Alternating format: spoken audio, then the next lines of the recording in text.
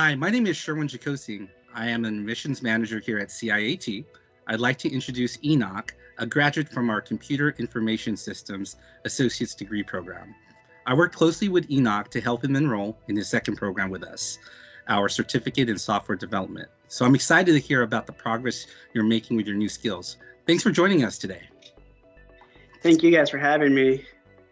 So Enoc, let's start at the beginning. What inspired you to start a career here in the IT field?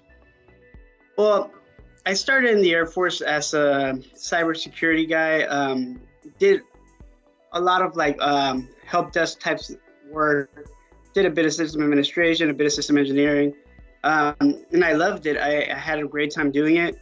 When I got out, I realized that the transition from the military to the civilian world is not as easy as one would expect, because we work on very specific systems that at times can be kind of antiquated with today's modern technology. So I knew I had to raise my game. So I decided, I first started going to another university here in town, and it just wasn't for me. I didn't like the format of the classes, how it went on for way too long. And maybe it's just me, but the way the classes are structured here, where it's 5 weeks, it's going at a really good pace, and it doesn't give me time to lose interest in the subject. As with other schools, by the 4th month of it, I couldn't care less what was being taught. So I want to give special recognition to your military experience. So thank you for your service. How did the technical experience in the Air Force help you when you started applying for jobs in the civilian sector? It helped because it gave me a really strong foundation. We went through a technical school, at least for my career field, that was about 4 months. And there was 10-hour days of just computer classes. We went through different operating systems, networking, to all kinds of different aspects of computers. It was really strong fundamental when I got out, and having all that on my resume, all the systems that I did work on that were transferable, the specific servers, certain technologies can't really discuss, so they weren't on my resume, which would have been nice. I think those would have been helpful, but it really helped me.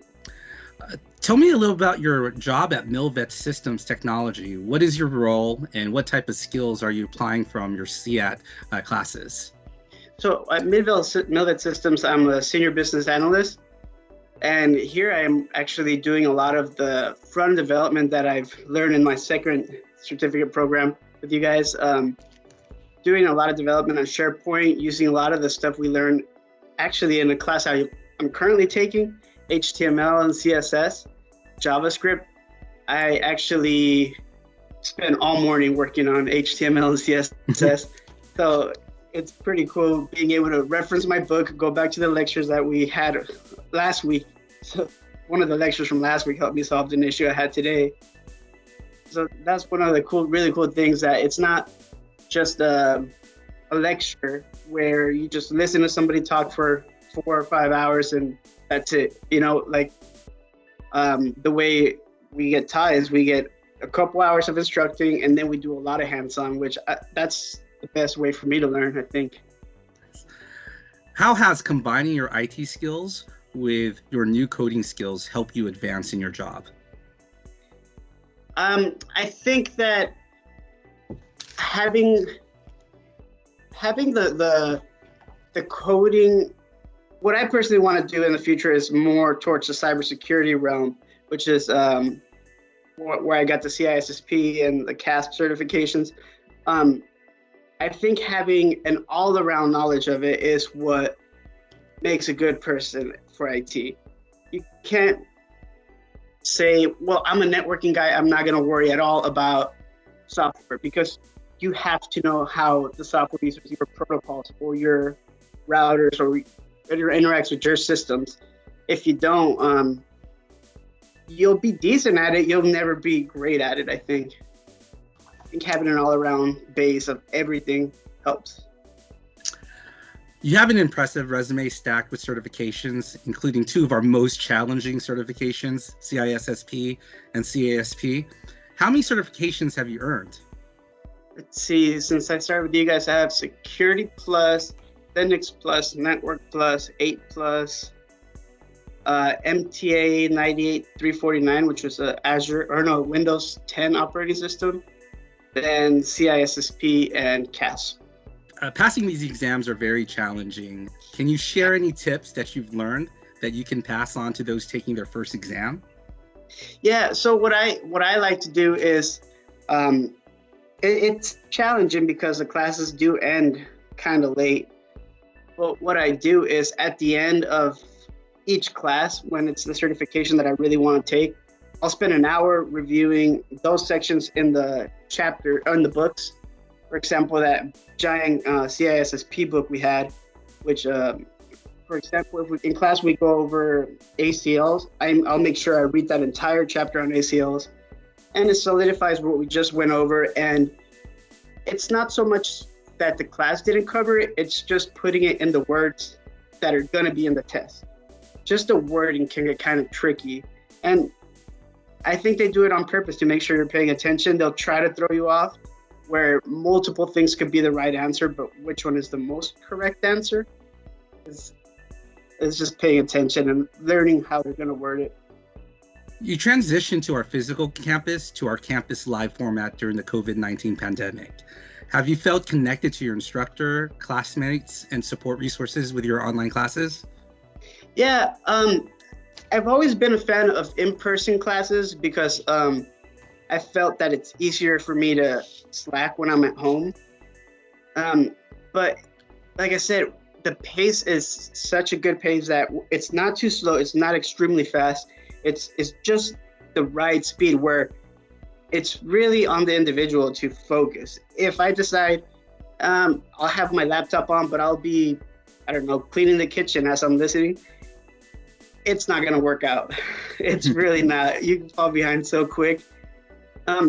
Really great thing that they do is record them and put them up for us to review over the weekend. I end up reviewing the things over to do my homework. I remember you telling me you were balancing a 9-month-old baby at the time. How has balancing your CIAT program with your work life and home life been? It's tough. I think having the right support system, like my girlfriend, my family are incredible. Mondays and Tuesdays are my current classes, and she watches the baby from 5:30 to give me time to prepare for class, all the way to 10:30 when she puts him to bed. I couldn't be more thankful for that.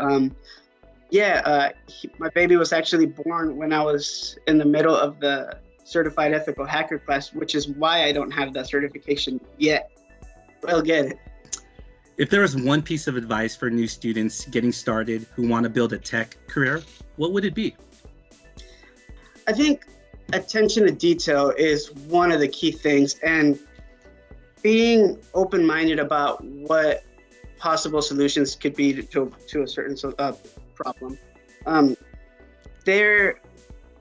think the way CIAT does the schooling, it really helps because it's almost like we did in the Air Force, where it's not just read this book and figure it out. It's read this book, we're gonna do hands-on, like with someone watching over you and help you. Because I mean, I've had classes before in other schools where I'll send an email and 2 or 3 days later, someone gets back to me maybe. And by that point, I really don't care anymore. So I think the main thing to keep a focus on is being able to troubleshoot using your resources. I've never met an IT professional who didn't Google. I think that's, no matter how good you get, Google always, it's either going to help you or reassure you that you did the right thing. Just being able to use all your resources and not being scared of it.